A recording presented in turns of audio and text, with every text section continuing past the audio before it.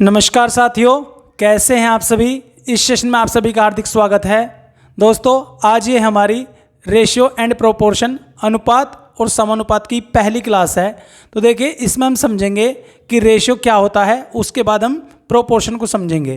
तो देखिए रेशियो, अगर हम रेशियो की बात करें तो रेशियो का जो बेसिकली मीनिंग होता है वो होता है कि दो चीज़ों के बीच में कंपैरिजन, दो चीज़ों के बीच में तुलना। जिससे कि यदि हम लिख दें m अनुपात n, m अनुपात n, ठीक है, m अनुपात n हम लिख दें तो देखिए ये जो दो डॉट हैं, ये जो दो डॉट लगाए हैं हमने, इनके इस चिन्ह को हम क्या बोलते हैं, अनुपात। इसको हम रेशियो का सिंबल बोलते हैं, इसको हम रेशियो का साइन बोलते हैं। ठीक है, तो देखिए अगर हम ये जो m अनुपात n लिखा हुआ, इससे हम ऐसे भी लिख सकते हैं कि m अपॉन n, यानी बटे को ही अनुपात बोला जाता है, बटे को ही अनुपात बोला जाता है। ठीक है, तो देखिए लेकिन ये जो दोनों चीज़ें हैं ये सेम कैटेगरी से बिलोंग करनी चाहिए। जैसे कि यदि मैं लिख दूं, ये देखिए, यदि हम लिखे a अपॉन b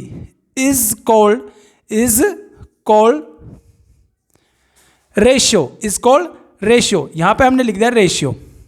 ठीक है, लेकिन शर्त यह है कि a और b दोनों सेम कैटेगरी से बिलोंग करनी चाहिए। जैसे कि अगर हम बात करें कि यहां पे लिखा हमने 4 लड़के, यहां पे लिखा हमने 4 बॉयज, और यहां पे लिख दिया हमने 10 मोबाइल्स, यहां पे लिखा हमने 10 मोबाइल्स ऐसे करके। तो ये चीज़ें जो है ये गलत हो जाएगी, यानी आप सेम कैटेगरी की ही आपस में तुलना कर सकते हैं। यानी आप 4 लड़कों का 10 मोबाइल के साथ में कंपैरिजन नहीं कर सकते। तो ये यहाँ पर गलत हो जाएगा, ठीक है। तो देखिए हम इसे क्वेश्चन के माध्यम से समझेंगे, और क्वेश्चन हम बहुत ही बेसिक क्वेश्चन लेंगे, छोटे छोटे क्वेश्चन लेंगे।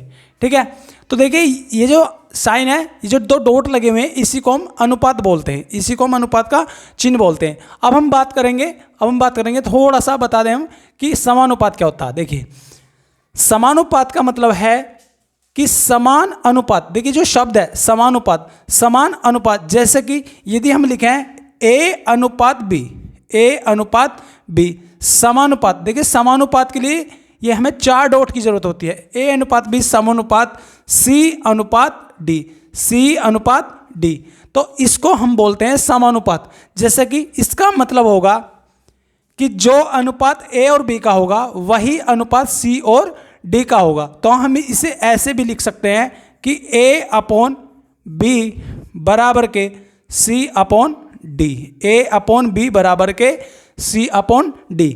इसका मतलब ये होगा कि जो a का b से अनुपात होगा वही c का d से अनुपात होगा। और हम इसे एक चीज़ और करेंगे कि अंदर के पदों की गुना, अंदर की गुना और बाहर की गुना। तो यहाँ से हम क्या करेंगे, देखिए a गुना d बराबर के b Guna c, a Guna d बराबर के b गुना c, इसको भी हम ऐसे लिख सकते हैं। तो ये समानुपात है, तो हम एक क्वेश्चन लेते हैं छोटा सा, जैसे कि a अनुपात b बराबर के 5:8, a अनुपात b बराबर के 5:8। देखिए हम यहाँ पे लिखते हैं कि पहला क्वेश्चन, यहाँ से लिया हमने पहला क्वेश्चन कि a अनुपात b बराबर के 5:8। ठीक है भाई, और b का मान दिया हुआ है 72, b का मान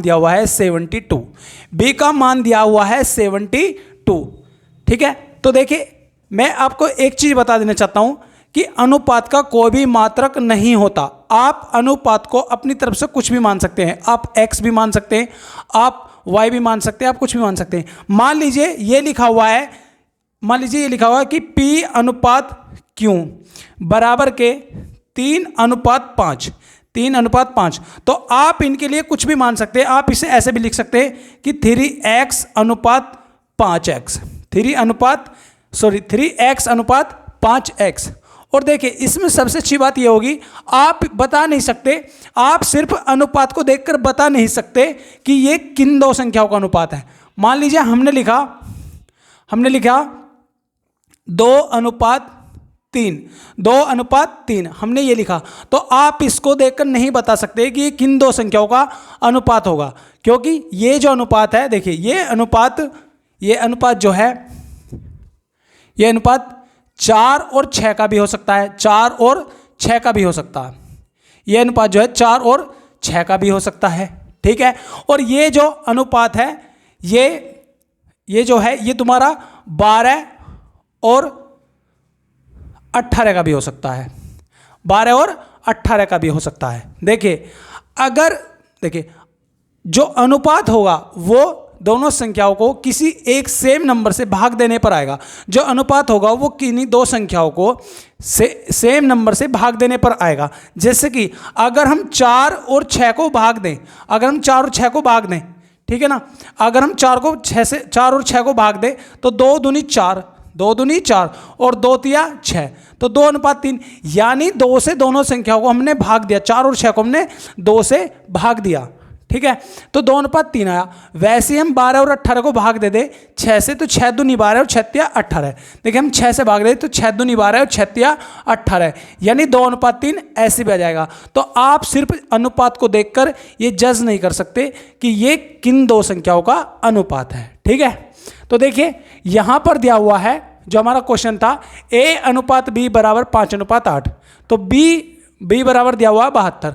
तो हमें A का मान बताना है, A का मान बताना हमें, ठीक है। तो देखिए हम कैसे करेंगे, देखो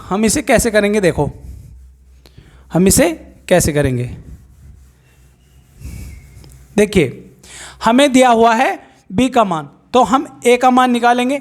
तो देखिए अनुपात की एक शर्त यह भी होती है कि अगर दो संख्याओं का अनुपात दिया हुआ है, तो यदि हम किसी एक संख्या को भाग देंगे तो दूसरी को भी उसी नंबर से हमें भाग देना पड़ेगा। जैसे कि अगर ये यहाँ पर 5:8 जो है और B का मान 72 है, तो 72 है, तो ये जो है ये 72 को रिप्रेजेंट कर रहा है। देखिए आप बेसिकली तो ऐसे समझिए कि 5x और 8x, तो 8x की जो वैल्यू है वो 72 है, 8x की वैल्यू 72 है, तो 5x की वैल्यू कितनी होगी, 5x की वैल्यू कितनी होगी, अगर 8x, यानी आप 72 के बटे में कितना लिखेंगे, 8x बराबर के कितना हो जाएगा, देखिए यहाँ पर x बराबर के ये इसके बटे में चले जाएगा, तो 8 9 72, तो x का मान यहाँ से 9 आ जाएगा, x का मान यहाँ से 9 आ जाएगा। आप इसे ऐसे भी लिख सकते थे कि a का मान 5 यूनिट हो गया, 5 यूनिट, और b का मान 8 यूनिट हो गया, 8 यूनिट।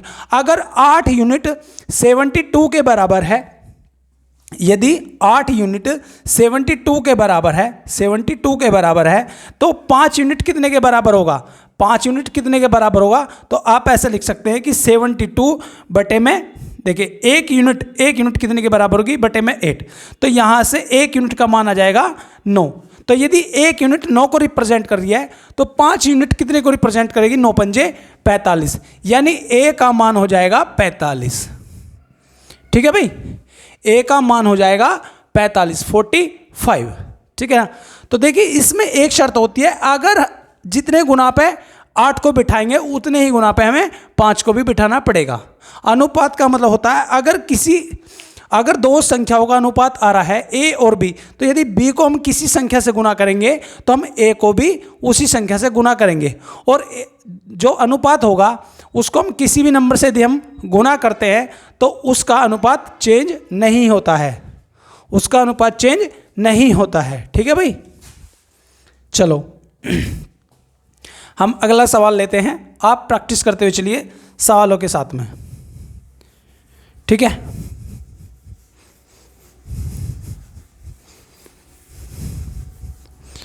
देखिए यदि आप चैनल पर नए हैं तो चैनल को सब्सक्राइब कर दीजिए, और यदि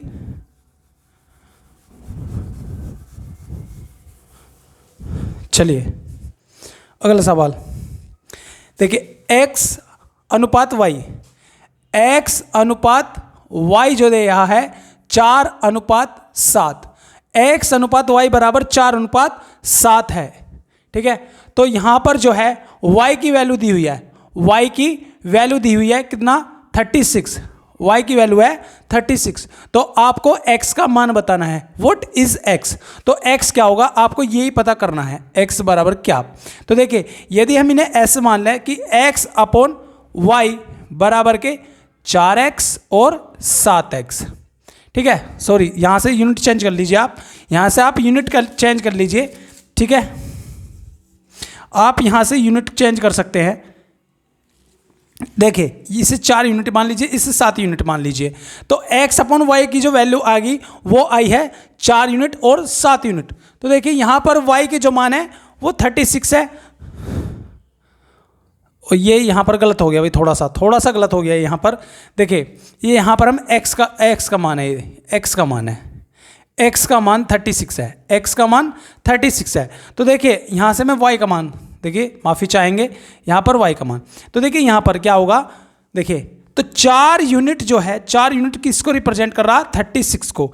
4 यूनिट 36 को रिप्रेजेंट कर रहा है, तो 1 यूनिट का मान बताना हमें, 1 यूनिट का मान बताना हमें। तो 36 अपॉन में 4, तो 1 यूनिट का मान आ जाएगा 9, 1 यूनिट का मान आ जाएगा 9, ठीक है भाई, 1 यूनिट का मान आ जाएगा 9। तो हमें y का मान बताना है, और y कितना, 7 यूनिट। तो 7 यूनिट के मान के लिए हम क्या करेंगे, 7 गुना में 9, 7 गुना में 9 यानी 63, यानी 63। y का मान आ जाएगा यहां से 63, ठीक है भाई। ये हमारा आंसर हो जाएगा, ये हमारा आंसर हो जाएगा y का मान।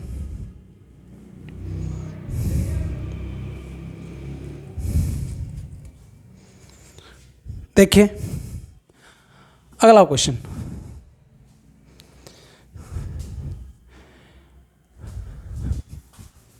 देखिए अगला क्वेश्चन देखिए, हमने लिखा P अनुपात Q। अगला क्वेश्चन जो है वो है कि P अनुपात Q बराबर के 13 अनुपात 8, 13 अनुपात 8। तो हमें P और P प्लस Q दिया हुआ है, P प्लस Q दिया हुआ है, हमें जो दिया हुआ है वो है 84। जब हमें योग दिया हुआ हो, जब हमें योग दिया हुआ हो, ठीक है, ये हमें योग दिया हुआ हो, तो हम देखिए इसे कैसे करेंगे। देखिए हम थोड़ी यहाँ पर जगह बना लेते हैं मिटाकर इसको। देखिए कैसे करेंगे क्वेश्चन को इसे। तो देखिए यहाँ पर जो है दोनों संख्याओं का जो अनुपात है वो दिया हुआ है, और हमें दोनों संख्याओं का योग दिया हुआ है। देखिए इसमें क्या अंतर था, यहाँ पर 2 संख्याओं का अनुपात देकर एक संख्या का हमें मान दिया हुआ था, एक संख्या का, लेकिन यहाँ पर इस क्वेश्चन में हमें दोनों संख्याओं का योग भी दिया हुआ है और दोनों संख्याओं का अनुपात भी दिया हुआ है, तो हमें अलग अलग वैल्यू निकालनी पड़ेगी। तो देखिए हम इसे लिखेंगे, हम इसको ऐसे लिखेंगे कि 13x प्लस में 8x बराबर के 84। तो यहाँ पर जो हो जाएगा वो हो जाएगा 21x बराबर के 84। तो x बराबर के 84/21, यानी x का मान आ जाएगा कितना, 4। x का मान कितना आ जाएगा, 4, ठीक है। तो हम यहाँ से एक एक करके इनके मान निकाल सकते हैं। देखिए यदि x का मान 4 है तो हमें 13 का मान बताना है, तो हमने 13x माना था इसको, तो 4 की 13 में गुना ला जाएंगे, यानी p का जो मान होगा वो होगा 13 गुना में 4, 13 गुना में 4 बराबर के 52। और q का मान होगा, q का जो मान होगा वो होगा 8 गुना में 4 बराबर कितना, 8 चौक 32, 32, यानी ये इसका आंसर हो जाएगा, ठीक है भाई। अगला देखिए,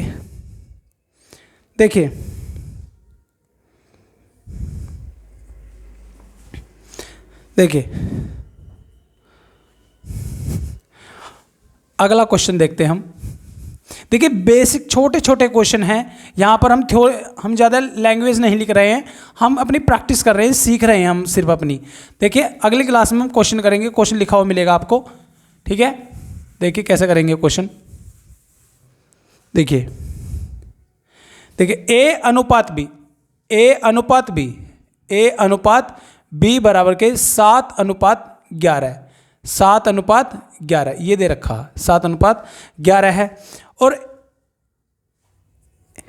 A का मान देखिए इसमें क्या दिया हुआ है, इसमें अंतर है, ठीक है। A माइनस बी का जो अंतर दिया हुआ है वो कितना है, 20 दिया हुआ है, a माइनस बी का अंतर 20 दिया हुआ है, ठीक है ना, 20 इनका अंतर दिया हुआ है। तो हमें जो है अलग अलग संख्याएं बतानी है, a और b का मान बताना। तो देखिए आप एक बात बताइए कि a अनुपात b जो है 7:11 है। तो यदि हम इसे ऐसे कर लें, देखिए a/b, देखिए बेसिक चल रहा है 7x 11x, ठीक है। मैंने बताया कि बटे का मतलब ही अनुपात होता है। तो आप ये देखिए कि 7 में और 11 में कितने का अंतर है, 4 यूनिट का। कितने का अंतर है, 4 यूनिट का। तो 4 यूनिट जो है, ये 4x लिख लीजिए, 4x किसको रिप्रेजेंट कर रहा है, 20 को। तो 1x कितने को रिप्रेजेंट करेगा, 5 को, ठीक है। 4x जो है वो 20 को रिप्रेजेंट कर रहा है, तो 1x 5 को रिप्रेजेंट कर रहा है, ठीक है ना। तो हमें इन दोनों संख्याओं का योग बताना था। तो x का मान 5 है, तो ये 7x और 11x कितने हुए, 18x।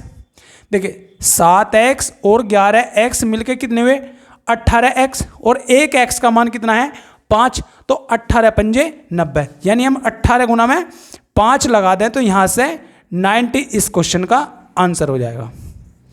90 इस क्वेश्चन का आंसर हो जाएगा।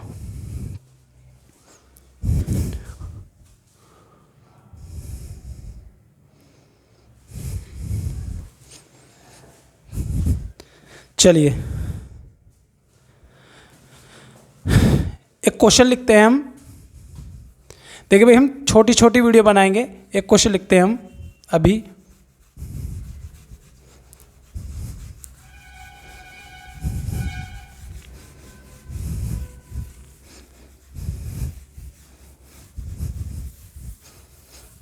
देखिए ये कहता है कि दो शहरों के बीच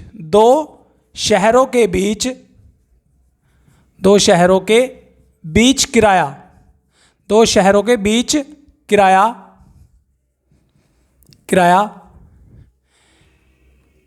11:18 के अनुपात में बढ़ाया गया। ये है बढ़ाया गया, ठीक है। वो कहता है यदि मूल भाड़ा जो है, यदि मूल भाड़ा 550 है, यदि मूल किराया कितना है भाई, मूल किराया 550 है, 550। तो वृद्धि बतानी है, ठीक है ना, वृद्धि बतानी है हमें कितनी हुई। तो देखिए दो शहर हैं, मान लीजिए एक शहर A है और एक शहर B है। यहाँ से यहाँ तक ट्रांसपोर्टेशन जो है उसका जो किराया है वो 11 से 18 हो गया, 11 से 18 हो गया। यानी पहले 11 अनुपात था, पहले 11 था, ठीक है ना, और 11 से अब कितना हो गया, 18। 11 से कितना हो गया, 18, ठीक है। वो कह रहा है कि मूल जो किराया था वो 550 था, मूल किराया, यानी जो शुरुआती है। देखिए ये इनिशियल वैल्यू है, क्या है, इनिशियल, ये इनिशियल वैल्यू है और ये फाइनल है, ये फाइनल है। तो 11 का मान दे रखा है 550, 11 का मान दे रखा है कितना, 550, 11 का मान 550। तो ये कितने गुना बैठा है, 50 गुना पे बैठा है। तो हम इसको भी 50 गुने पे बिठाएंगे, इसको भी 50 गुने पे बिठाएंगे, यानी कितना हो जाएगा, 900, यानी कितना हो जाएगा, 900। यानी फाइनल जो किराया वो हमारा 900 है, फाइनल किराया हमारा 900 है। तो देखिए पहले किराया था 550, अब कितना है, 900। तो हमें वृद्धि बतानी थी, हमें क्या बतानी है, वृद्धि। तो वृद्धि कितनी हुई है हमारी, वृद्धि जो हुई है वो 900 में से 550 घटाएंगे हम, 900 माइनस के 550, तो हमारा आंसर हो जाएगा कितना भाई, 350, 350। देखिए ये डिटेल में हो रहे हैं क्वेश्चन, शॉर्ट में करेंगे हम, लेकिन थोड़ा हम अपना बेस तैयार कर लें, वरना देखिए यदि 11:18, यदि हम थोड़ा स्पीड में करें, 11:18, 11 से कितना हुआ है, 11 से कितना हुआ, 18 हुआ है।